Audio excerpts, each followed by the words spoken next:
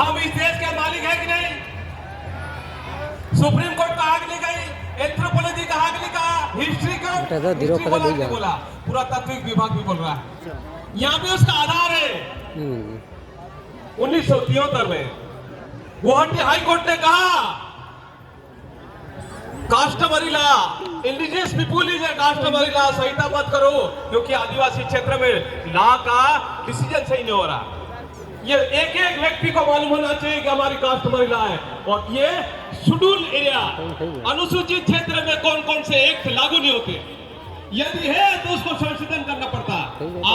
आपका पंचायत अधिनियम है, नगर पालिका अधिनियम क्या लागू है, आपका आबकारी अधिनियम चेंज किया, भू राजस्व एक्ट 1949 का, उसमें आप जितने भी राज्य है उसमें साफ साफ लिखा सामाजिक सांस्कृतिक आर्थिक हित प्रभावित हो रही है या होने की संभावना है तब भी जमीन का टुकड़ा नहीं ले सकते हैं। लेकिन फिर भी ये जितने एक्ट है क्यों संशोधित किया जा रहा है?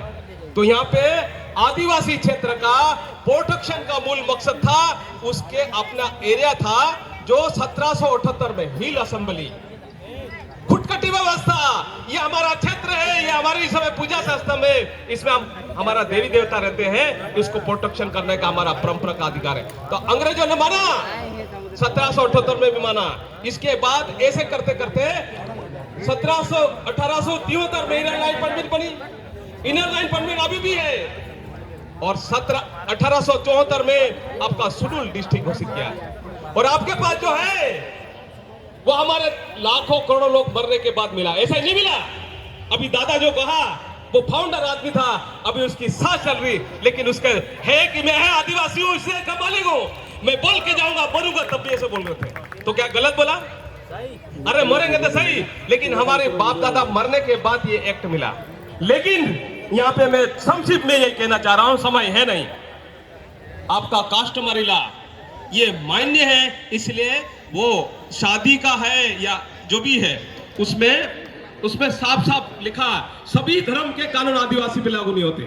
ये एक्ट है, एक्ट में लिखा है, आपका आईपीसी सीआरपीसी में भी लिखा है कि विवाह के संबंधित, दंतक पुत्र संबंधित, अभी जमीन के मामले में बहुत सारे लोग अभी सुप्रीम कोर्ट में भी व्याख्या कर रहे हैं, लेकिन हमारा आदमी ने उसमें व्याख्या करने की जरूरत है कि हम वास्तव में भूमि, जल जंगल, जमीन और पानी का, पानी विश्व में जमीन और पानी और जंगल, इसी पे मरना है, बाकी कोई युद्ध नहीं। अभी हर नदी को अभी बाउंड्री बनाने वाले हैं और आदिवासी को हटाने वाले हैं और ये रोस्टर बन चुका है, रोड मैप बन चुका है विकास के नाम से, पर्यटन के नाम से। अभी अंडमान निकोबार का भी हो गया, लक्षद्वीप का भी हो गया, जहां पे 95 से ज्यादा प्रतिशत था। अरे इस देश में आदिवासी के अलावा दूसरा व्यक्ति नहीं था, इसके बाद भी आप कितने प्रतिशत आ गया? आपकी जमीन किधर गई? अरे आदिवासी मर गए तो जमीन तो होना चाहिए थी ना, जमीन का टुकड़ा कहां गया?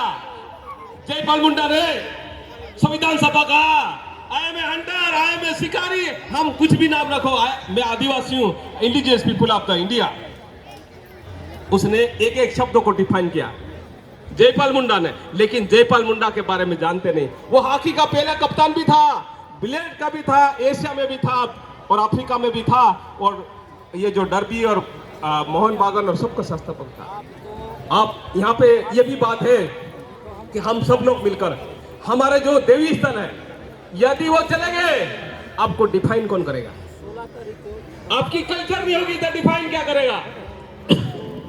आपका कास्टमर लॉ, आपका जो रूढ़िगत गतिविधियां है, यदि वो भी नहीं होगी तो आप क्या डिफाइन करोगे? आप इस देश का मालिक है। और पूरी दुनिया कह रही, यूनाइटेड नेशन कह रहा कि आदिवासी कल्चर से ही पूरी दुनिया में हवा पानी मिलेगा। अभी कोरोना वायरस आया था कि नहीं आया? आया कि नहीं आया? लेकिन आदिवासी पद्धति से सब लोग जिंदे हो रहे थे, आदिवासी के सिस्टम से, उनके अपने पेय पदार्थ से सब लोग मरेंगे जरूर, लेकिन आदिवासी कभी खत्म नहीं होंगे क्योंकि उनकी रूढ़िगत सिस्टम में है। लेकिन जितने भी हॉस्पिटल में जा रहे वो अधिकतर वापस नहीं आ रहे थे। तो आदिवासी के जो औषधि है उसमें रॉयल्टी एक्ट में भी लिखा, रॉयल्टी एक्ट में भी लिखा कि रॉयल्टी आपको मिल सकती है। ये जो वाहन चल रहा है उसकी भी रॉयल्टी मिल सकती है, औषधि बनाए उसकी। लेकिन हमारा जो समूह है वो बिल्कुल जो प्रतिनिधि करना था, नौकरी करने थे, वो लोग भी अपना कर्तव्य का पालन नहीं कर पा रहे।